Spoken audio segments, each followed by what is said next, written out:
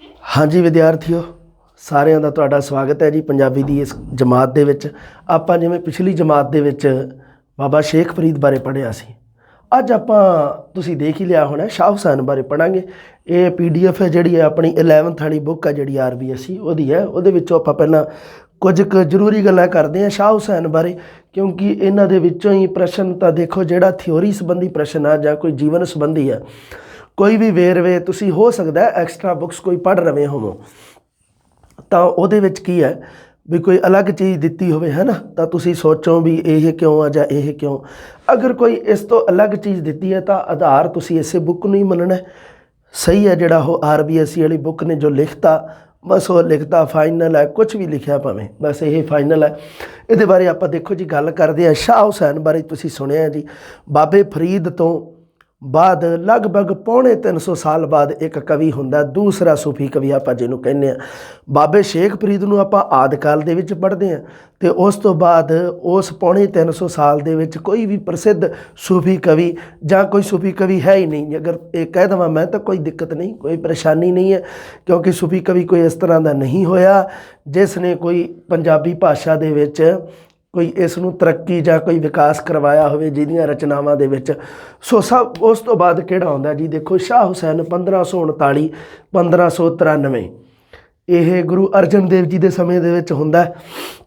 ਸ਼ਾਹ ਹੁਸੈਨ ਮੱਧਕਾਲ ਦਾ ਸੂਫੀ ਕਵੀ ਹੈ ਜਿਹੜਾ। ਹਾਂਜੀ, ਮੱਧਕਾਲ ਦੇ ਵਿੱਚ ਸ਼ਾਹ ਹੁਸੈਨ ਨੇ ਜਿਹੜਾ ਨਾਮ ਆਪਣਾ ਕਮਾਇਆ ਉਹ ਦੇਖ ਲਓ ਜੀ। ਸ਼ਾਹ ਹੁਸੈਨ ਆ ਜਿਹੜਾ ਲਿਖਿਆ ਹੋਇਆ 1539 ਤੋਂ 1593, ਬਿਲਕੁਲ ਸਹੀ ਲਿਖਿਆ ਜੀ।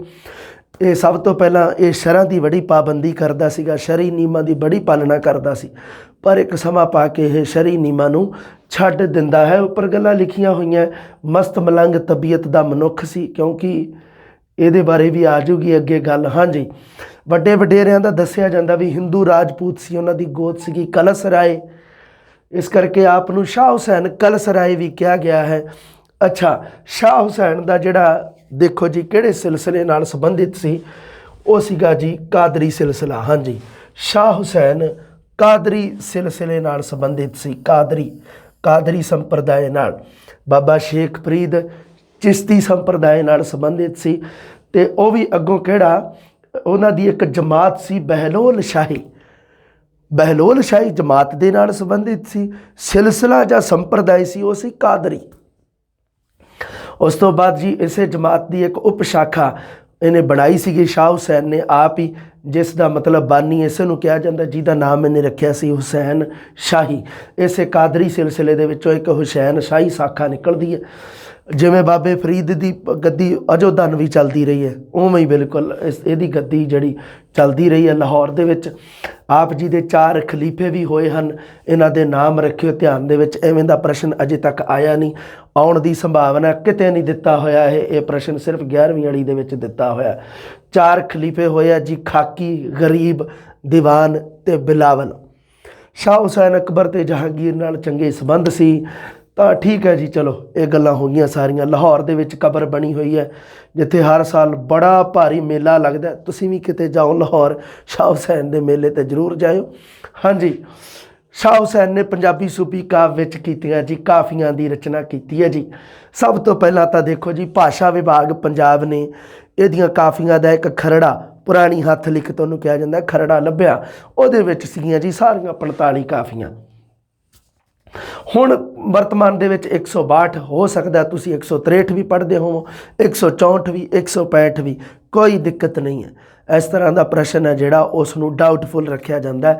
ਪਰ ਹੁਣ ਜਿਵੇਂ ਮੰਨ ਲਓ ਇੱਥੇ ਤਾਂ ਦੇ ਰੱਖੀਆਂ 162, ਅਤੇ ਮੈਨੂੰ ਲੱਗਦਾ ਵੀ ਇਸੇ ਬੁੱਕ ਦੇ ਵਿੱਚ ਹੀ ਜਦੋਂ ਪੰਜਾਬੀ ਸਾਹਿਤ ਦਾ ਮੱਧਕਾਲ ਦਾ ਇਤਿਹਾਸ ਚੱਲਦਾ ਉਹਦੇ ਵਿੱਚ 163 ਗਿਣਤੀ ਦੇ ਰੱਖੀ ਹੈ, ਸ਼ਾਇਦ ਮੈਨੂੰ ਲੱਗ ਰਿਹਾ।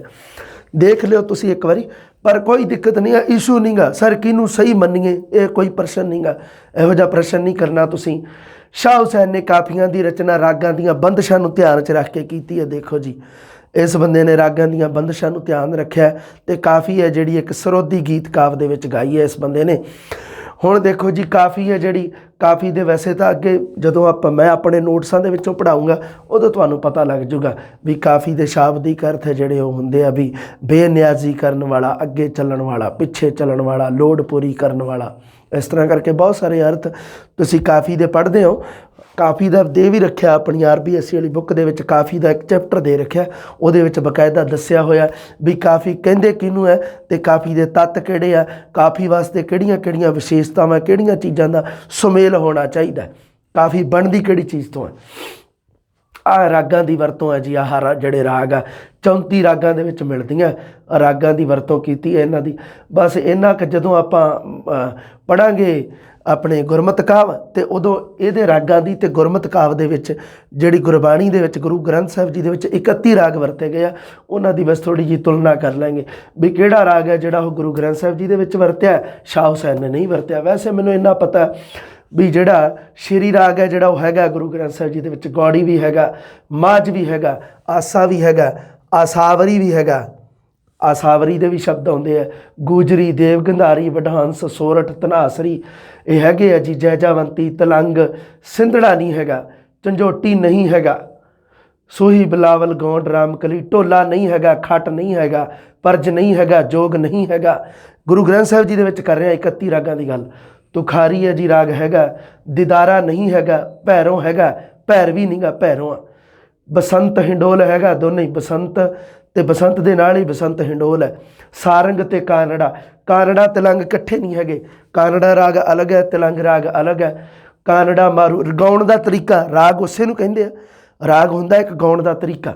ਕਾਨੜਾ ਮਾਰੂ ਇਹ ਇਕੱਠੇ ਨਹੀਂ ਹੈਗੇ, ਕਾਨੜਾ ਤੇ ਮਾਰੂ ਅਲੱਗ-ਅਲੱਗ ਹੈਗੇ ਆ, ਕਾਨੜਾ ਮਾਰੂ ਇਕੱਠੇ ਦੇ ਰੱਖੇ। ਜੰਗਲਾ ਰਾਗ ਨਹੀਂ ਹੈਗਾ, ਕਲਿਆਣ ਰਾਗ ਵੀ ਹੈਗਾ ਗੁਰੂ ਗ੍ਰੰਥ ਸਾਹਿਬ ਜੀ ਤੇ ਗੱਲ ਕਰ ਲਾਂਗੇ ਇਹਦੀ, ਆਪਾਂ ਕੰਪੈਰੀਜ਼ਨ ਕਰ ਲਾਂਗੇ ਨੋ ਡਾਊਟ, ਕਿਉਂਕਿ ਜਿਵੇਂ ਜਿਵੇਂ ਆਪਾਂ ਗੁਰਮਤਿ ਕਾਵਿ ਧਾਰਾ ਜਦੋਂ ਪੜ੍ਹਾਂਗੇ ਉਦੋਂ 31 ਦੇ 31 ਰਾਗਾਂ ਦਾ ਆਪਾਂ ਜ਼ਿਕਰ ਕਰਾਂਗੇ ਤੇ ਉਦੋਂ ਤੁਹਾਡੇ ਸਾਹਮਣੇ ਸਾਰੀ ਗੱਲ ਖੁੱਲ੍ਹ ਕੇ ਆ ਜੂਗੀ, ਕੋਈ ਪ੍ਰੋਬਲਮ ਨਹੀਂ।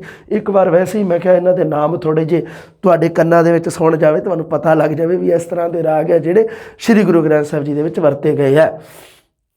ਰਚਨਾ ਦੇ ਵਿੱਚ ਜੀ ਕਹਿੰਦਾ ਜੀ ਮੁਰਸ਼ਦ ਗੁਰੂ ਉੱਤੇ ਸਭ ਤੋਂ ਜ਼ਿਆਦਾ ਪ੍ਰੇਮ ਦਾ ਜ਼ੋਰ ਆ। ਵੈਸੇ ਕੀ ਆ ਦੇਖੋ ਜੀ, ਆਪ ਜੀ ਨੇ ਜਿਹੜੇ ਵਿਸ਼ੇ ਕਿਹੜੇ ਕਿਹੜੇ ਲਏ ਆ, ਇਸ ਤੋਂ ਇੰਪੋਰਟੈਂਟ ਕੋਈ ਗੱਲਾਂ ਨਹੀਂ ਹੈ।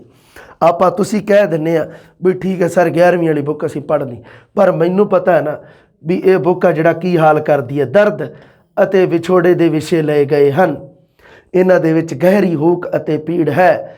ਰਾਗਾਂ ਵਿੱਚ ਰਚੀ ਹੋਈ ਆਪ ਜੀ ਦੀ ਕਵਿਤਾ ਗਾਈ ਜਾਣ ਦੀ ਮੁਹਾਰਤ ਰੱਖਦੀ ਹੈ। ਇਹਨੂੰ ਕਿਹਾ ਜਾਂਦਾ ਸਰੋਦੀ ਕਾਵ, ਤੁਸੀਂ ਪੜ੍ਹਦੇ ਹੋ ਸਰੋਦੀ ਮਤਲਬ ਗਾਈ ਜਾਣ ਵਾਲੀ, ਸਰੋਦੀ ਕਵਿਤਾ ਇਸ ਨੇ ਲਿਖੀ ਹੋਈ ਹੈ। ਵੈਸੇ ਵੀ ਕਾਫੀ ਹੈ ਜਿਹੜੀ ਉਹਨੂੰ ਸੂਫੀ ਕਵੀ ਮਜਲਿਸਾਂ ਮਤਲਬ ਮਹਿਫਲਾਂ ਦੇ ਵਿੱਚ ਗਾਉਂਦੇ ਸੀਗੇ, ਤਾਂ ਹੀ ਤਾਂ ਕਾਫੀ ਦਾ ਅਰਥ ਅੱਗੇ ਚੱਲਣ ਵਾਲਾ ਵੀ ਹੈ ਤੇ ਪਿੱਛੇ ਚੱਲਣ ਵਾਲਾ ਵੀ ਹੈ, ਦੋਨੇ ਹੀ ਅਰਥ ਆਉਂਦੇ ਆ। ਅੱਗੇ ਇੱਕ ਜਣਾ ਬੋਲਦਾ ਸੀ, ਬਾਕੀ ਪਿੱਛੇ ਬੋਲਦੇ ਸੀ। ਬਸ ਤੁਸੀਂ ਐ ਸਮਝ ਲਓ ਵੀ ਜਿਵੇਂ ਕਵਾਲੀ ਹੈ, ਕਵਾਲੀ ਦੇ ਵਿੱਚ ਕੀ ਹੈ ਵੀ ਨੁਸਰਤ ਫਤਿਹ ਅਲੀ ਖਾਨ ਨੂੰ ਜੇ ਤੁਸੀਂ ਸੁਣਦੇ ਹੋ ਤਾਂ ਕਵਾਲੀ ਦੇ ਵਿੱਚ ਉਹ ਪਹਿਲਾਂ ਅੱਗੇ ਬੋਲਦਾ, ਇੱਕ ਲਾਈਨ ਨੂੰ ਵਾਰੀ-ਵਾਰੀ ਦੁਹਰਾਈ ਜਾਂਦਾ, ਇੱਕ ਲਾਈਨ ਸਥਾਈ ਹੁੰਦੀ ਹੈ ਤੇ ਸ਼ਾਹ ਹੁਸੈਨ ਦੀਆਂ ਵੀ ਪਹਿਲੀਆਂ ਲਾਈਨਾਂ ਜਿਹੜੀਆਂ ਉਹ ਸਥਾਈ ਹੈ। ਉਸ ਤੋਂ ਬਾਅਦ ਜਿਹਦੇ ਵਿੱਚ ਉਸ ਤੋਂ ਬਾਅਦ ਉਹਨੇ ਰਹਾਓ ਲਿਖਿਆ, ਰਹਾਓ ਦਾ ਮਤਲਬ ਟੇਕ ਤੋਂ ਲਿਆ ਗਿਆ ਹੈ। ਰਹਾਓ ਦਾ ਮਤਲਬ ਇਹੀ ਹੈ ਕਿ ਇਸ ਗੱਲ ਨੂੰ ਵਾਰੀ-ਵਾਰੀ ਗਾਇਆ ਜਾਵੇ, ਜਿਵੇਂ ਗਾਣੇ ਦੇ ਇੱਕ ਅੰਤਰਾ ਹੁੰਦਾ, ਅੰਤਰੇ ਹੁੰਦੇ ਆ, ਇੱਕ ਸਥਾਈ ਹੁੰਦੀ ਹੈ, ਸਥਾਈ ਨੂੰ ਵਾਰੀ-ਵਾਰੀ ਕਲਾਕਾਰ ਗਾਉਂਦਾ, ਬਿਲਕੁਲ ਉਵੇਂ ਹੀ ਬਸ ਰਹਾਓ ਜਿੱਥੇ ਆ ਗਿਆ ਉਹਦਾ ਮਤਲਬ ਹੈ ਕਿ ਉਹ ਜਿਹੜੀ ਉਹ ਉਸ ਰਚਨਾ ਦਾ, ਉਸ ਪਦ ਦਾ, ਉਸ ਬੰਦ ਦਾ, ਉਸ ਕਵਿਤਾ ਦਾ ਸਥਾਈ ਪਦ ਹੈ, ਉਸ ਨੂੰ ਵਾਰੀ-ਵਾਰੀ ਗਾਏ ਜਾਣ ਦਾ ਸੰਕੇਤ ਹੈ। ਰਾਗਾਂ ਵਿੱਚ ਰਚੀ ਹੋਈ ਹੈ ਜੀ, ਰਾਗਬੱਧ ਹੈ ਦੀ ਰਚਨਾ ਸਾਰੀ 34 ਰਾਗਾਂ ਦੇ ਵਿੱਚ ਹੈ। ਧਿਆਨ ਰੱਖਿਓ, ਸਹੀ ਜਾਂ ਗਲਤ ਦੇ ਵਿੱਚ ਪ੍ਰਸ਼ਨ ਪੁੱਛ ਲਵੇ ਵੀ ਕੀ ਸ਼ਾਹ ਹੁਸੈਨ ਦੀ ਰਚਨਾ ਰਾਗਹੀਣ ਹੈ ਜਾਂ ਰਾਗਬੱਧ ਹੈ, ਤਾਂ ਉਹ ਰਾਗਬੱਧ ਹੈ ਜੀ। ਬੋਲੀ ਉੱਤੇ ਲਹਿੰਦੀ ਦਾ ਬੜਾ ਪ੍ਰਭਾਵ ਹੈ ਜੀ, ਬਿਲਕੁਲ ਹੋਣਾ ਚਾਹੀਦਾ, ਲਹਿੰਦੀ ਭਾਸ਼ਾ ਦਾ ਪ੍ਰਭਾਵ ਹੈ। ਕਾਫੀਆਂ ਵਿੱਚ ਗੁਰਬਾਣੀ ਦੀ ਸ਼ੈਲੀ ਅਤੇ ਅਲੰਕਾਰਾਂ ਦਾ ਪ੍ਰਭਾਵ ਹੈ। ਇਹ ਕਵੀ ਹੈ ਜਿਹੜਾ ਇਸ 'ਤੇ ਗੁਰਬਾਣੀ ਦਾ ਪ੍ਰਭਾਵ, ਗੁਰਮਤਿ ਦਾ ਪ੍ਰਭਾਵ ਪਿਆ ਬਹੁਤ। ਇਸ ਕਵੀ ਨੇ ਕਈ ਸਿੱਧੀਆਂ ਲੈਣ, ਬਾਬੇ ਫਰੀਦ ਦਾ ਵੀ ਇਸ ਦੀ ਰਚਨਾ 'ਤੇ ਪ੍ਰਭਾਵ ਸੀ। ਬਾਬੇ ਫਰੀਦ ਦੀਆਂ ਬਹੁਤ ਸਾਰੀਆਂ ਸਤਰਾਂ ਜਿਹੜੀਆਂ ਸ਼ਾਹ ਹੁਸੈਨ ਦੇ ਨਾਲ ਮੇਲ ਖਾਂਦੀਆਂ, ਇਹਦਾ ਮਤਲਬ ਸ਼ਾਹ ਹੁਸੈਨ ਨੇ ਬਾਬੇ ਫਰੀਦ ਦੀ ਬਾਣੀ, ਗੁਰੂ ਗ੍ਰੰਥ ਸਾਹਿਬ ਜੀ ਦੀ ਬਾਣੀ ਕਿਤੇ ਨਾ ਕਿਤੇ ਪੜ੍ਹੀ ਹੋਈ ਸੀ। ਸੋ ਇਹ ਗੱਲ ਥੋੜ੍ਹੀ ਜਿਹੀ ਧਿਆਨ 'ਚ ਰੱਖਣੀ ਹੈ ਵੀ ਪ੍ਰਭਾਵ ਤੋਂ ਅਛੂਤਾ ਨਹੀਂ ਸੀ, ਇਹ ਬੰਦਾ ਜਾਣਦਾ ਸੀਗਾ। ਡਾਕਟਰ ਮੋਹਨ ਸਿੰਘ ਦੀਵਾਨਾ ਇਹ ਗੱਲ ਕਹਿੰਦਾ ਹੈ ਵੀ ਜਿਹੜਾ ਸ਼ਾਹ ਹੁਸੈਨ ਆ ਉਹ ਬਿਲਕੁਲ ਉਸ ਨੂੰ ਜਾਣਕਾਰੀ ਸੀ ਸ਼੍ਰੀ ਗੁਰੂ ਗ੍ਰੰਥ ਸਾਹਿਬ ਜੀ ਦੇ ਬਾਰੇ। ਦੁਨੀਆ ਦੀ ਨਾਸ਼ਮਾਨਤਾ ਅਤੇ ਅਟਲ ਮੌਤ ਨੂੰ ਯਾਦ ਕਰਦੇ ਹੋਏ ਇਸ਼ਟ ਦੇ ਸੱਚੇ ਪ੍ਰੇਮ ਲਈ ਨਿਮਰਤਾ ਸਹਿਤ ਆਪਣਾ ਕੁਰਬਾਨ ਕਰ ਦੇਣਾ ਲੋਚਦੇ ਹਨ। ਲੋਚਣਾ ਹੁੰਦਾ ਇੱਛਾ ਰੱਖਣੀ, ਇੱਛਾ ਰੱਖਣੀ। ਵਿਛੋੜੇ ਦੇ ਭਾਵਾਂ ਨੂੰ ਬੜੀ ਸ਼ਿੱਦਤ ਨਾਲ ਪ੍ਰਗਟਾਇਆ। ਦੇਖ ਲਓ ਬੇਟਾ ਜੀ, ਦਰਦ ਤੇ ਵਿਛੋੜੇ ਦੇ ਵਿਸ਼ੇ ਹੈ ਇਹਦੇ ਵਿੱਚ, ਧਿਆਨ ਰੱਖਣਾ ਤੁਸੀਂ। ਕਾਫੀਆਂ ਦੇ ਵਿੱਚ ਨਿਮਰਤਾ, ਗਰੀਬੀ, ਆਜਜ਼ੀ, ਮਿੱਠਤ ਦੇ ਗੁਣਾਂ ਦੀ ਪ੍ਰੇਰਣਾ ਦਿੱਤੀ ਹੈ ਜੀ। ਬਸ ਠੀਕ ਹੈ। ਹੁਣ ਦੇਖੋ ਜੀ ਅੱਗੇ ਗੱਲ, ਪੰਜਾਬੀ ਸੱਭਿਆਚਾਰ ਦੇ ਪ੍ਰੀਤ ਨਾਇਕਾਂ। ਮੇਰੇ ਨੋਟਸਾਂ ਦੇ ਵਿੱਚ ਬੜਾ ਸ਼ਾਨਦਾਰ ਕੰਮ ਕੀਤਾ ਵਾ ਮੈਂ। ਪੰਜਾਬੀ ਸੱਭਿਆਚਾਰ ਦੇ ਪ੍ਰੀਤ ਨਾਇਕਾਂ ਦੀ ਗੱਲ ਕੀਤੀ ਇਹਨੇ, ਜਿਹੜੇ ਜੋੜੇ ਹੋਏ ਆ ਮਸ਼ਹੂਰ ਹੀਰ ਰਾਂਝਾ, ਸੋਹਣੀ ਮਹੀਵਾਲ ਦੀ ਇਹਨੇ ਪ੍ਰਤੀਕਾਂ ਦੀ ਵਰਤੋਂ ਕੀਤੀ ਆ ਆਪਣੀਆਂ ਕਾਫੀਆਂ ਦੇ ਵਿੱਚ। ਵੇਖ ਲਿਓ ਤੁਸੀਂ, ਉਹਨੂੰ ਰੱਬ ਤੇ ਮਨੁੱਖ ਜਾਂ ਮੁਰਸ਼ਦ ਤੇ ਮੁਰੀਦ ਦੀ ਸਾਂਝ ਦੇ ਵਾਸਤੇ ਉਹਨੇ ਕੀ ਕੀ ਵਰਤਿਆ ਦੇਖੋ। ਇਹਦੇ ਵਾਸਤੇ ਪ੍ਰਤੀਕ ਬਣਾਇਆ ਕਿਹਨਾਂ ਨੂੰ, ਹੀਰ ਰਾਂਝਾ, ਸੋਹਣੀ ਮਹੀਵਾਲ। ਸ਼ਾਹ ਹੁਸੈਨ ਦੀ ਰਚਨਾ ਵਿਚਲਾ ਸ਼ਰੋਦੀ ਅੰਸ਼ ਦੇ ਵਿੱਚ ਸੱਭਿਆਚਾਰਕ ਅਮੀਰੀ ਤੇ ਭਾਸ਼ਾਈ ਸੁੰਦਰਤਾ, ਇਹ ਬਹੁਤ ਸ਼ਾਨਦਾਰ ਇਹਦਾ ਮਤਲਬ ਕੰਮ ਕੀਤਾ। ਸੱਭਿਆਚਾਰਕ ਵਿਸ਼ੇ ਬਹੁਤ ਸ਼ਾਨਦਾਰ ਤਰੀਕੇ ਨਾਲ ਲਏ ਗਏ ਆ ਕਾਫੀਆਂ। ਇਹਨਾਂ ਦੇ ਸੰਬੰਧੀ ਇੱਕ ਵੀਡੀਓ, ਕਿਤਾਬਾਂ ਦੇ ਵਿੱਚ ਨਾਲ ਸੰਬੰਧਿਤ ਵੀਡੀਓ ਅਲੱਗ ਤੋਂ ਪ੍ਰੋਵਾਈਡ ਹੋ ਜਾਣਗੀਆਂ, ਜਿਹਦੇ ਵਿੱਚ ਆਪਾਂ ਇਹਨਾਂ ਦੇ ਵਿੱਚੋਂ ਗੱਲ ਕਰਾਂਗੇ, ਕਿਉਂਕਿ ਇਹਨਾਂ ਦੇ ਵਿੱਚੋਂ ਪ੍ਰਸ਼ਨ ਬਣਾ ਕੇ ਪੁੱਛਦਾ ਹੁੰਦਾ। ਇੱਥੇ ਰਹਿਣਾ ਨਹੀਂ, ਤੁਸੀਂ ਪੜ੍ਹਿਆ ਕਰੋ ਇਹਨੂੰ, ਥੋੜ੍ਹਾ ਜਿਹਾ ਇਹਨੂੰ ਪੜ੍ਹਦੇ ਰਿਹਾ ਕਰੋ ਉਹਨਾਂ ਟਾਈਮ, ਮਤਲਬ ਤੁਹਾਡਾ ਅਭਿਆਸ ਹੋ ਜੇ। ਸ਼ਬਦਾਵਲੀ ਜਿੰਨੀ ਪਕੜ ਕਰੋਗੇ ਤੁਸੀਂ ਪ੍ਰਸ਼ਨ ਓਨੀ ਛੇਤੀ ਸਹੀ ਕਰ ਪਾਓਗੇ। ਇੱਥੇ ਰਹਿਣਾ ਨਹੀਂ, ਇਹ ਕਾਫੀ ਦਾ ਸਿਰਲੇਖ ਹੈ। ਇੱਥੇ ਰਹਿਣਾ ਨਹੀਂ, ਕੋਈ ਬਾਤ ਚੱਲਣ ਦੀ ਕਰਵੋ ਰਹਾਓ। ਮੈਂ ਤੁਹਾਨੂੰ ਕਿਹਾ ਨਾ, ਰਹਾਓ, ਰਹਾਓ ਪਦ ਦਾ ਜਿਹੜਾ ਰਹਾਓ ਸ਼ਬਦ ਹੈ, ਇਹਦਾ ਇਸਤੇਮਾਲ ਬਾਬੇ ਫਰੀਦ ਦੇ ਸ਼ਬਦਾਂ ਵਿੱਚ ਹੋ ਚੁੱਕਿਆ। ਬਾਬੇ ਫਰੀਦ ਨੇ ਸ਼ਬਦਾਂ ਤੇ ਸਲੋਕਾਂ ਦਾ ਇਸਤੇਮਾਲ ਕੀਤਾ ਤੇ ਬਾਬੇ ਫਰੀਦ ਨੇ ਇੱਕ ਸ਼ਬਦ ਹੈ ਉਹਦੇ ਵਿੱਚ ਰਹਾਓ ਜਿਹੜਾ ਸ਼ਬਦ ਉਹ ਵਰਤ ਚੁੱਕਿਆ ਬਾਬਾ ਫਰੀਦ। ਤੇ ਇੱਥੇ ਰਹਿਣਾ ਨਹੀਂ, ਕੋਈ ਬਾਤ ਚੱਲਣ ਦੀ ਕਰਵੋ ਰਹਾਓ, ਅੱਗੇ ਉਸ ਤੋਂ ਬਾਅਦ ਇਹ ਚੱਲ ਪੈਂਦੀ ਆ। ਇਹ ਆਪਾਂ ਪੜ੍ਹਾਂਗੇ ਬਿਲਕੁਲ। ਘੁੰਮ ਚਰਖੜਿਆ ਵੇ, ਚਰਖੇ ਦਾ ਪ੍ਰਤੀਕ ਵਰਤਿਆ ਬੜੇ ਸ਼ਾਨਦਾਰ ਤਰੀਕੇ ਨਾਲ। ਪਹਿਲੀ ਵਾਰੀ ਪੰਜਾਬੀ ਸੱਭਿਆਚਾਰ ਦੇ ਵਿੱਚ ਚਰਖੇ ਦਾ ਬੜਾ ਮਹੱਤਵ ਹੈ ਤੇ ਚਰਖੇ ਦਾ ਪ੍ਰਤੀਕ ਹੈ ਜਿਹੜਾ ਉਹ ਪਹਿਲੀ ਵਾਰ ਇਸੇ ਨੇ ਵਰਤਿਆ। ਬਾਕੀ ਆ ਜਿਹੜੇ ਤੁਹਾਡੇ ਹੈਗੇ ਹੀਰ ਰਾਂਝਾ, ਸੋਹਣੀ ਮਹੀਵਾਲ, ਇਹ ਪ੍ਰਤੀਕਾਂ ਦੀ ਵਰਤੋਂ ਵੀ ਸਭ ਤੋਂ ਪਹਿਲਾਂ ਸ਼ਾਹ ਹੁਸੈਨ ਹੀ ਕਰਦਾ ਹੈ। ਹਾਂਜੀ, ਮੁਸ਼ਕਿਲ ਘਾਟ ਫਕੀਰੀ ਦਾ ਅੱਗੇ ਇੱਕ ਕਾਫੀ ਹੋਰ ਦੇ ਰੱਖੀ ਹੈ ਜੀ। ਰਹੀਓ ਵੋ ਨਾਲ ਸੱਜਣ ਦੇ ਰਹੀਓ, ਆਹਾ ਕਿਆ ਬਾਤ, ਇਹ ਵੀ ਆਪਾਂ ਪੜ੍ਹਾਂਗੇ।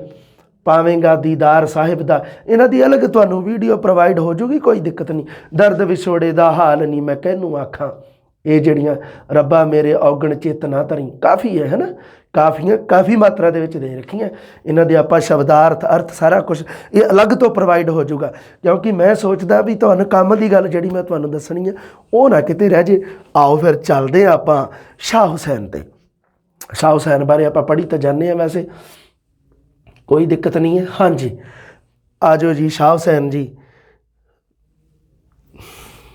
ਹਾਂਜੀ, ਸ਼ਾਹ ਹੁਸੈਨ, ਲਓ ਜੀ ਬੇਟਾ, ਤੁਸੀਂ 11ਵੀਂ ਵਾਲੀ ਬੁੱਕ ਦੇ ਵਿੱਚ ਮੋਟੀਆਂ ਗੱਲਾਂ ਪੜ੍ਹ ਲਈਆਂ।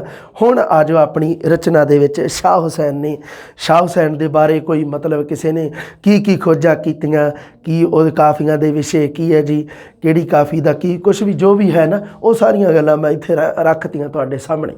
ਹਾਂਜੀ, ਮਲਾਮਤੀ ਸੰਪਰਦਾਇ ਨਾਲ ਸੰਬੰਧਿਤ ਹੈ ਜੀ। ਦੇਖੋ, ਮਲਾਮਤੀ ਸ਼ਬਦ ਦਾ ਅਰਥ ਬਣਦਾ ਜੀ ਨਿੰਦਿਆ, ਘਿਰਣਾ, ਲਾਹਨਤ। ਮਲਾਮਤ ਦਾ ਸ਼ਾਬਦਿਕ ਅਰਥ ਤੁਸੀਂ ਪੜ੍ਹਿਆ ਹੋਊਗਾ ਹੈ ਨਾ, ਜਿਹੜੀ ਪੰਜਾਬੀ ਸਾਹਿਤ ਦਾ ਇਤਿਹਾਸ ਬੁੱਕ ਪੜ੍ਹੀ ਜਾਂਦੇ ਹੋਵੋਗੇ ਤੁਸੀਂ, ਉਹਦੇ ਵਿੱਚ ਲਿਖਿਆ ਹੋਇਆ ਵੀ ਇਹ ਜੀ ਮਲਾਮਤੀ, ਸੂਫੀਆਂ ਦਾ ਇੱਕ ਮਲਾਮਤੀ ਸੰਪਰਦਾਇ ਹੈ, ਉਹਦੇ ਨਾਲ ਸੰਬੰਧਿਤ ਸੀਗਾ।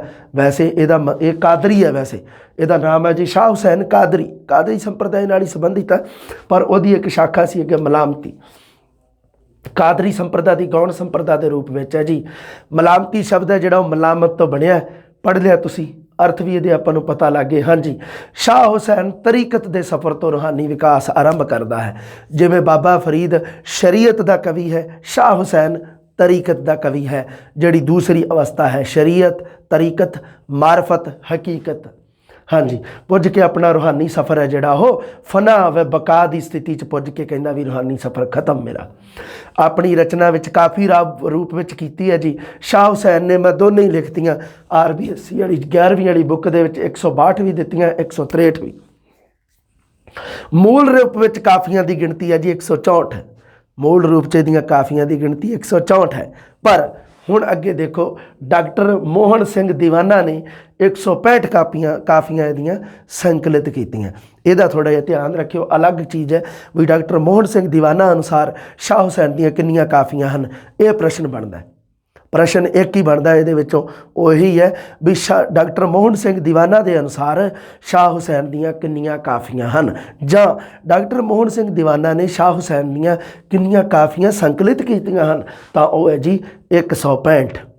ਹਾਂਜੀ, ਕਾਫੀਆਂ ਵਿੱਚ ਬਿਰਹਾ ਅਤੇ ਵਿਛੋੜੇ ਦੀਆਂ ਭਾਵਨਾਵਾਂ ਆ ਗਈ ਨਾ ਗੱਲ, ਬਿਰਹਾ ਅਤੇ ਵਿਛੋੜਾ। ਹਾਂਜੀ, ਕਾਫੀ ਅਰਬੀ ਭਾਸ਼ਾ ਦਾ ਸ਼ਬਦ ਹੈ ਜੀ, ਆ ਗਿਆ ਗੱਲ। ਹੁਣ ਕਾਫੀ ਦੇ ਬਾਰੇ ਥੋੜ੍ਹੀ ਜਿਹੀ ਗੱਲ ਕਰ ਲੈਂਦੇ ਹਾਂ, ਜਿਹਦੇ ਅਰਥ ਹੈ ਜੀ ਦੇਖੋ, ਬੇਨਿਆਜ਼ ਕਰਨ ਵਾਲਾ, ਅੱਗੇ ਅੱਗੇ ਚੱਲਣ ਵਾਲਾ।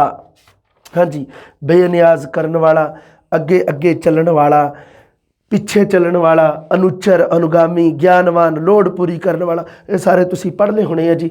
ਬਿਲਕੁਲ, ਬੇਨਿਆਜ਼ ਦਾ ਮਤਲਬ ਹੁੰਦਾ ਹੈ ਜੀ ਬੇਪਰਵਾਹ।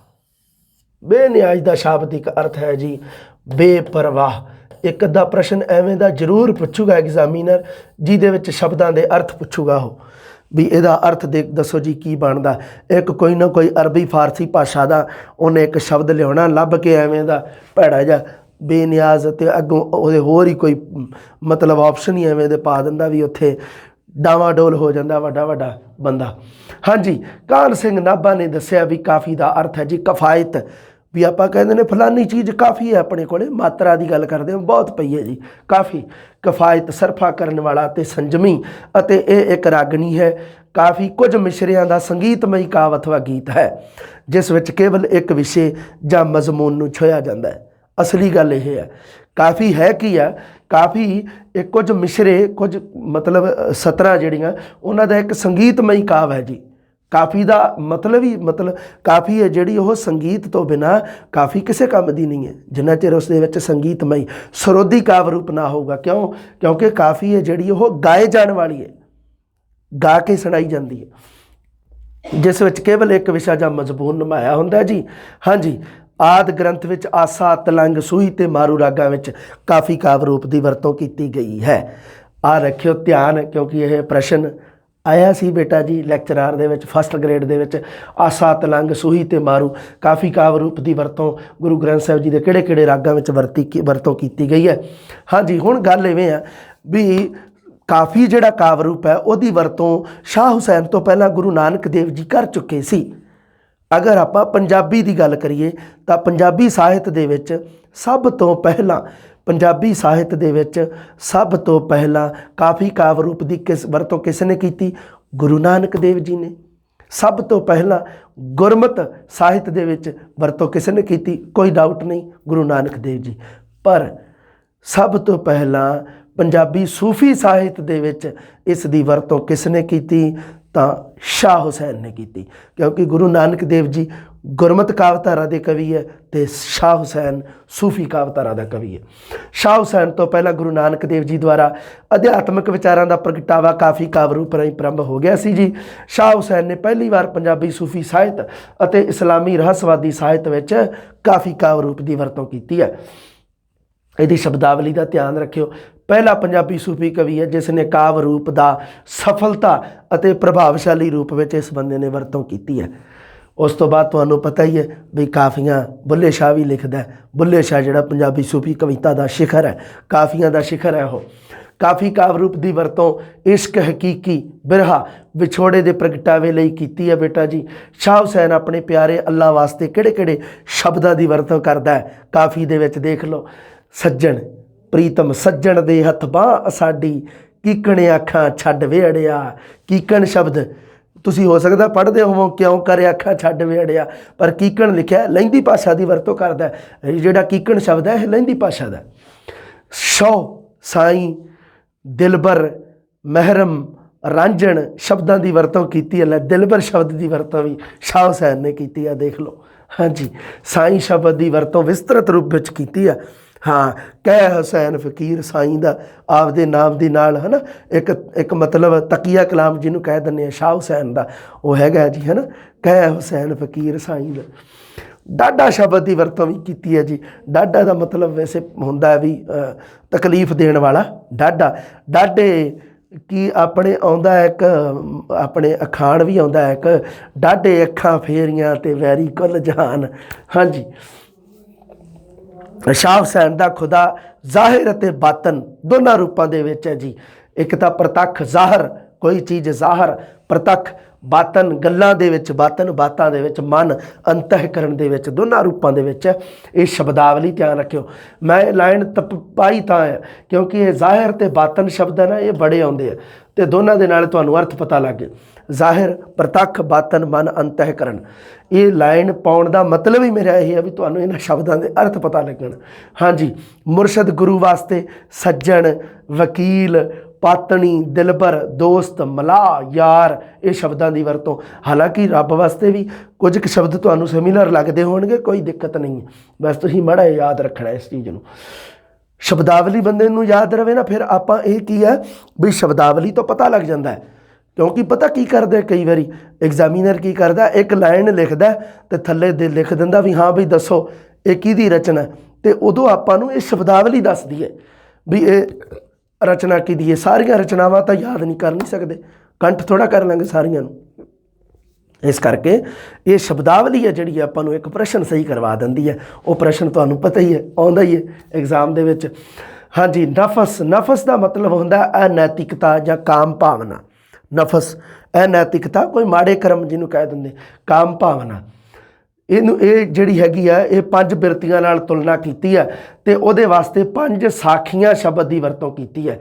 शाह हुसैन ने 5 साखियां, 5 साखियां नहीं सॉरी 5 सखियां, 5 सखियां सॉरी 5 सखियां, सखियां सहेलियां, 5 सखियां की वरतों की है। जिहड़े 5 काम, क्रोध, लोभ, मोह, अहंकार, उन्हां 5 वास्ते शब्द शाह हुसैन ने किहड़ा वरत्या जी काफियां च, 5 सखियां, 5 सखियां इक्को जइयां, हुक्म संजोग इकट्ठियां होइयां।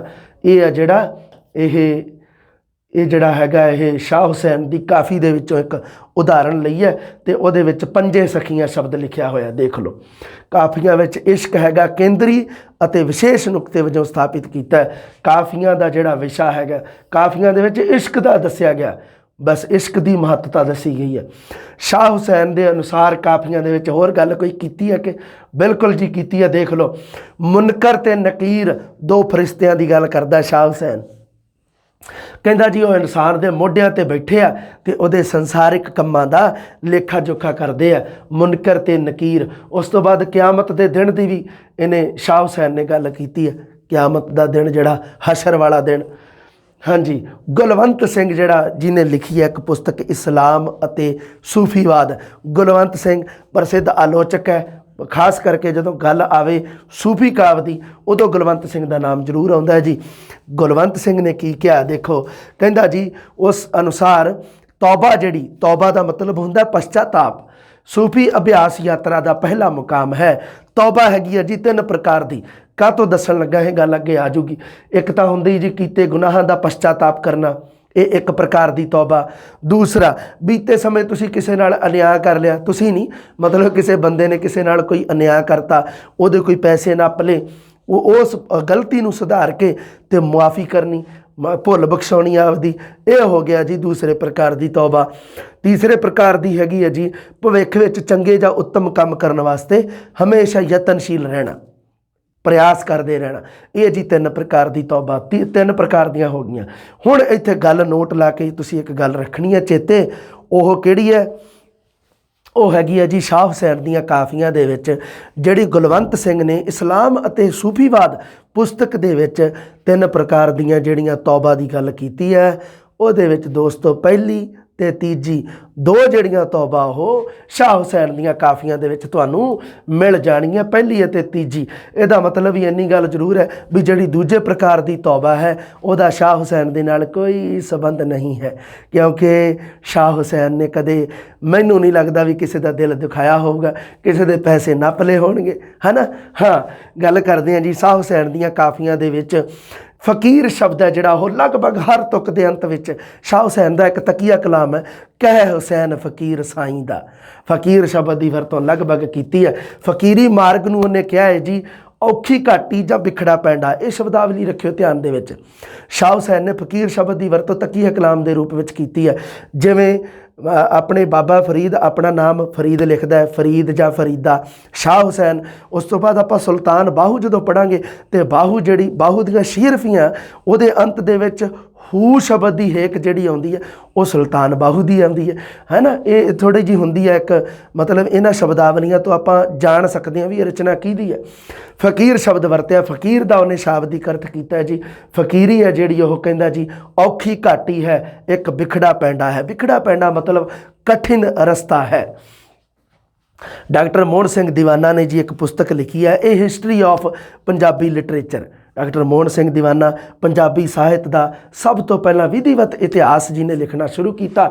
ਉਹਨੇ ਕਿਹਾ ਜੀ ਸ਼ਾਹ ਹੁਸੈਨ ਦੀਆਂ ਦੇ ਵਿੱਚ ਜੀ ਧਾਰਮਿਕ ਗੀਤਾਂ ਵਿੱਚ ਜਿਵੇਂ ਹੁੰਦਾ ਨਾ ਪ੍ਰੇਮ ਗੀਤਾਂ ਵਿੱਚ ਮਿੱਠਾ ਸੰਗੀਤ ਹੁੰਦਾ, ਉਸ ਤਰ੍ਹਾਂ ਹੈ ਜੀ ਜੋ ਸਦੀਆਂ ਬੀਤ ਜਾਣ ਉਪਰੰਤ ਵੀ ਇਹਨਾਂ ਦੀ ਸੁਗੰਧੀ ਅਤੇ ਚਮਕ ਅਜੇ ਤੱਕ ਉਵੇਂ ਹੀ ਪਈ ਹੈ ਜੀ, ਉਸ ਤਰ੍ਹਾਂ ਹੀ ਕਾਇਮ ਹੋਈ ਪਈ ਹੈ ਜੀ। ਬਿਲਕੁਲ ਸਹੀ ਗੱਲ ਕਹੀ ਹੈ ਮੋਹਨ ਸਿੰਘ ਦੀਵਾਨਾ ਨੇ, ਦੀਵਾਨਿਆਂ ਵਾਲੀ ਗੱਲ ਕੀਤੀ ਹੈ। ਕਾਫੀ ਦੀ ਵਰਤੋਂ ਲਈ ਨਿਸ਼ਚਿਤ ਰੂਪ ਵਿਧਾਨ ਨਹੀਂ ਅਪਣਾਇਆ ਜੀ। ਦੇਖੋ ਸ਼ਾਹ ਹੁਸੈਨ ਨੇ, ਦੇਖੋ ਦੋ ਗੱਲਾਂ ਹੁੰਦੀਆਂ, ਇੱਕ ਤਾਂ ਹੁੰਦਾ ਵਿਸ਼ਾ, ਇੱਕ ਹੁੰਦਾ ਰੂਪ। ਵਿਸ਼ਾ ਮਤਲਬ ਕੀ ਹੈ ਵੀ ਜੋ ਕਵਿਤਾ ਜਾਂ ਕੋਈ ਰਚਨਾ ਕਰਨੀ ਹੈ ਉਹਦੇ ਵਿੱਚ ਉਹ ਹੈ ਕਿਸ ਦੇ ਬਾਰੇ, ਇਹਨੂੰ ਕਿਹਾ ਜਾਂਦਾ ਵਿਸ਼ਾ। ਔਰ ਰੂਪ ਕਵਿਤਾ ਰਚੀ ਕਿਵੇਂ ਗਈ, ਉਹਦੀਆਂ ਸਤਰਾਂ ਕਿਵੇਂ ਦੀਆਂ ਸੀ, ਹੈ ਨਾ, ਮਤਲਬ ਲਾਈਨਾਂ ਦੀ ਗਿਣਤੀ ਕਿੰਨੀ ਕੁ ਸੀ, ਸ਼ਬਦਾਵਲੀ ਕਿਵੇਂ ਦੀ ਸੀ, ਇਹ ਸਾਰੀ ਰੂਪ ਦੇ ਵਿੱਚ ਆ ਜਾਂਦੀ ਹੈ।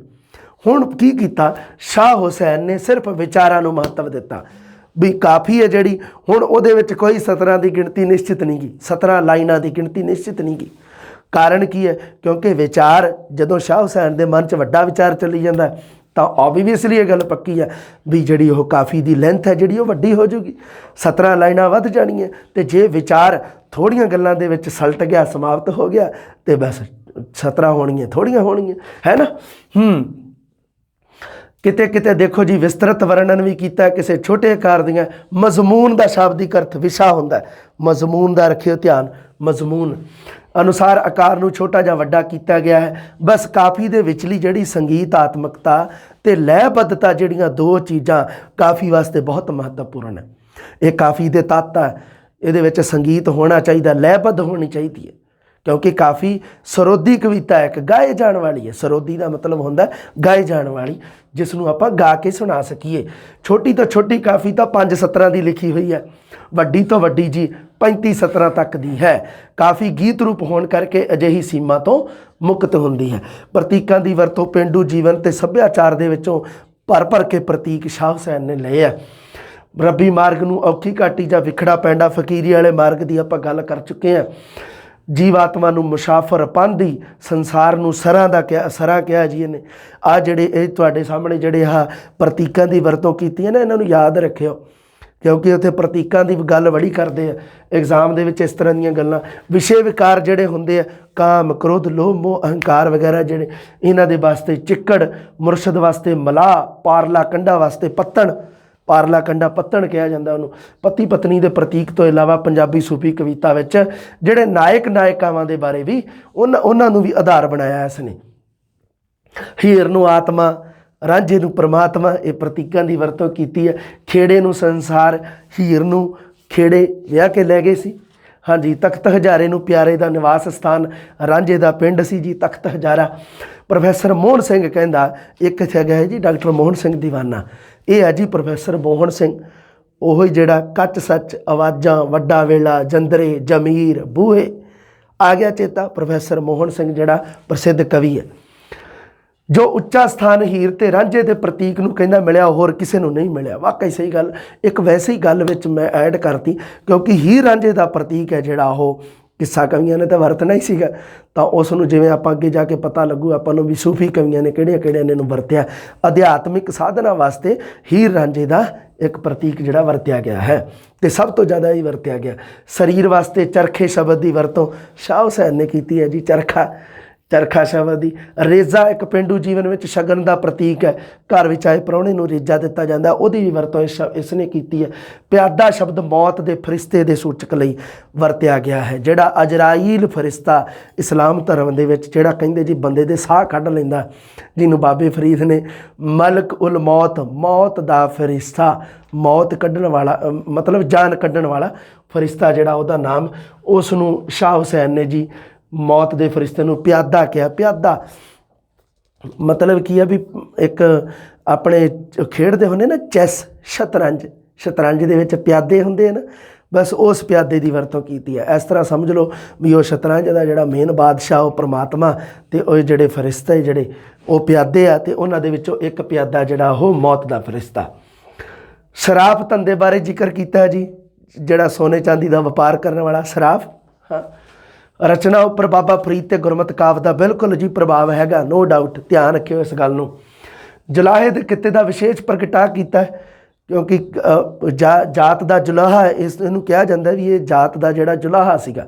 नाओ हुसैना ते जात जुलाहा, गाड़ा तेंदियां ताड़ियां वालियां। इतों पता लगता भी यह जात का जुलाहा सी। जुलाहे किते की बड़ी चरखा ते चरखे के वक्-वक् हिस्सियां का वर्णन किया होया है ना, ਉਹਦੇ ਵੱਖ-ਵੱਖ ਜਿਹੜੇ मतलब आउंदे हिस्से ਉਹ ਆਪਾਂ ਵੇਖਾਂਗੇ ਕਾਫੀਆਂ ਦੇ ਵਿੱਚ। ਕਾਫੀਆਂ ਦੀ ਭਾਸ਼ਾ ਕੇਂਦਰੀ ਪੰਜਾਬੀ ਅਥਵਾ ਲਾਹੌਰ ਅੰਮ੍ਰਿਤਸਰ ਦੇ ਇਲਾਕੇ ਦੀ ਹੈ ਜੀ। ਬਿਲਕੁਲ ਕੇਂਦਰੀ ਪੰਜਾਬੀ ਦੇ ਨਾਲ ਲਹਿੰਦੀ ਪੰਜਾਬੀ ਦੀ ਇੱਕ ਆਇਆ ਸੀ ਜਿਹੜਾ ਕੀਕਣ ਸ਼ਬਦ ਲਹਿੰਦੀ ਦਾ ਫਾਰਸੀ ਹਿੰਦੀ ਆਦਿ ਭਾਸ਼ਾਵਾਂ ਦੀ ਵੀ ਵਰਤੋਂ ਕੀਤੀ ਹੈ। ਇਹਨੂੰ ਲਾਹੌਰ ਦੀ ਭਾਸ਼ਾ ਜਿਹੜੀ ਉਸ ਨੂੰ ਕੇਂਦਰੀ ਪੰਜਾਬੀ ਕਿਹਾ ਜਾਂਦਾ ਸੀ, ਜਿਹੜੀ ਲਾਹੌਰ ਦੀ ਸੀ ਭਾਸ਼ਾ, ਜਿਹਨੂੰ अजकल आप माझी भाषा कहने, माझे की बोली। लहिंदी पंजाबी के ड़ै अखर नूं वरत के विशेष संगीत सिरजिया। ड़ै अखर नूं वरत के बड़े जी विशेष संगीत वरते जाते। देख लो असाडड़ा, अंधेरड़ी, साहरड़े, पेयड़े, चरखड़िया, घुम चरखड़िया वे तेरी कत्तन वाली जीवे, है ना। तो इस तरह करके तुसी बहुत सारे मुख शब्द है, मुख दे मगर ये जड़ा लहिंदी भाषा का मुखड़ा इस तरह करके लाए हुए, जड़े साजन दे मगर साजनड़ा। तो ये लहिंदी भाषा के शब्दावली तो है, तो उवें ही वेख लो।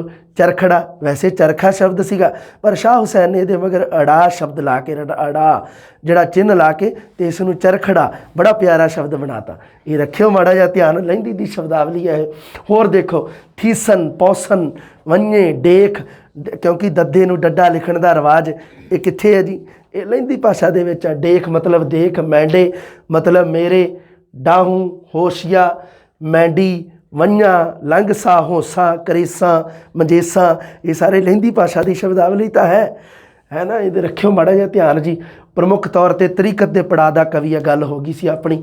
हाँ, काफियां प्रमुख तौर पर प्रतीकात्मक है, बहुत सारे प्रतीकों की वरतों की है जी। पेंडू सभ्याचार दे विचों चरखे संबंधी किन्ने प्रतीकों की वरतों।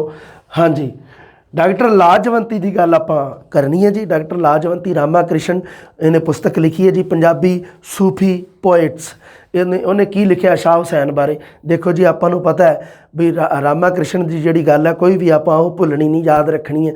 इसने बुल्ले शाह नूं एक सब तो श्रेष्ठ कवि कहा सीगा।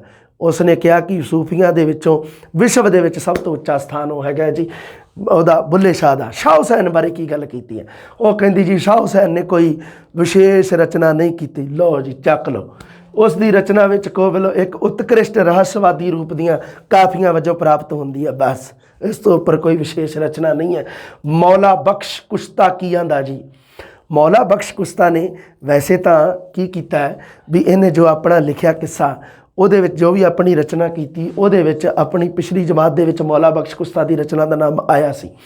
ਉੱਥੋਂ ਤੁਸੀਂ ਵੇਖ ਲਿਓ ਵੀ ਕਿਹੜੀ ਰਚਨਾ ਉਹ ਕਹਿੰਦਾ ਵੀ ਪੰਜਾਬੀ ਵਿੱਚ ਕਾਫੀਆਂ ਤੋਂ ਇਲਾਵਾ ਇਸਨੇ ਕੀ ਕੀਤਾ ਹੈ, ਫਾਰਸੀ ਵਿੱਚ ਸ਼ੇਰ ਕਹਿੰਦਾ ਰਿਹਾ ਹੈ। ਫਾਰਸੀ ਦੇ ਵਿੱਚ ਬਹੁਤ ਸਾਰੇ ਸ਼ੇਰ, ਪਰ ਕੁਸ਼ਤਾ ਨੇ ਫਾਰਸੀ ਰਚਨਾ ਦੀ ਪ੍ਰੋੜਤਾ ਵਾਸਤੇ ਕਿਸੇ ਫਾਰਸੀ ਸ਼ੇਰ ਦਾ ਹਵਾਲਾ ਨਹੀਂ ਦਿੱਤਾ।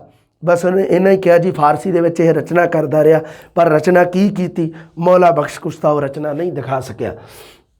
रचना के विषय फकीरी, दरवेशी, इश्क हकीकी, नाशमानता, निमरता, त्याग, बंदगी, रजा। रखियो बारी बारी चेते इन्हां गल्लां नूं।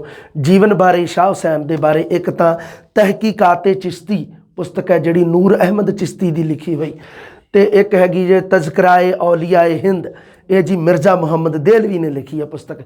इन्हां दे विच शाह मुहम्मद के जीवन बारे बहुत कुछ मिलता है। डॉक्टर असलम राणा ने एक पुस्तक लिखी है दिलां दा महरम शाह हुसैन। पुस्तक का नाम है जी दिलां दा महरम शाह हुसैन। वो कहता जी पंजाबी साहित्य के इतिहास विच बाबा फरीद शक्करगंज तो कोई लगभग 3 सदियां की चुप तो बाद एक शाह हुसैन का नाम सामने आता है जी, जिस दियां कापियां विच तसव्वुफ, मौसिकी का शाब्दिक अर्थ होंदा है संगीत ਅਤੇ आवामी मकबूलीयत के इतबार नाल उच्च दर्जे दियाँ हासिल ने। आवामी मतलब आवाम जनता, मकबूल करना उस चीज़ नूं मतलब एक्सैप्ट करना। जनता ने एक्सैप्ट किया इस चीज़ नूं कि वाकई शाह हुसैन दियां काफियां जिहड़ियां वो बहुत शानदार है, क्योंकि ਜਿਹੜੇ ਮਤਲਬ ਜਿਹੜੀ ਚੀਜ਼ ਨੂੰ ਪ੍ਰਸਿੱਧ ਚੀਜ਼ ਉਹ ਹੀ ਹੁੰਦੀ ਹੈ ਜਿਹਨੂੰ ਲੋਕ ਐਕਸੈਪਟ ਕਰਦੇ ਆ। ਡਾਕਟਰ ਦੀਵਾਨਾ ਕਹਿੰਦਾ ਵੀ ਡਾਕਟਰ ਸ਼ਾਹ ਹੁਸੈਨ ਸੂਫੀਆਂ ਦੇ ਮਲਾਮਤੀ ਸੰਪਰਦਾਇ ਨਾਲ ਸੰਬੰਧਿਤ ਹੈ। ਇਹ ਗੱਲ ਡਾਕਟਰ ਮੋਹਨ ਸਿੰਘ ਦੀਵਾਨਾ ਨੇ ਕਹੀ ਹੈ, ਯਾਦ ਰੱਖਿਓ। ਵੈਸੇ ਤਾਂ ਆਪਾਂ ਪੜ੍ਹਦੇ ਹਾਂ ਜੀ ਕਾਦਰੀ, ਪਰ ਡਾਕਟਰ ਦੀਵਾਨਾ ਕਹਿੰਦਾ ਨਹੀਂ ਜੀ, ਕਾਦਰੀ ਤੋਂ ਥੋੜ੍ਹਾ ਜਿਹਾ ਹੋਰ ਅੱਗੇ ਆ ਜਾਓ, ਮਲਾਮਤੀ ਸੰਪਰਦਾਇ ਦੇ ਨਾਲ ਸੰਬੰਧਿਤ ਹੈ ਜੀ।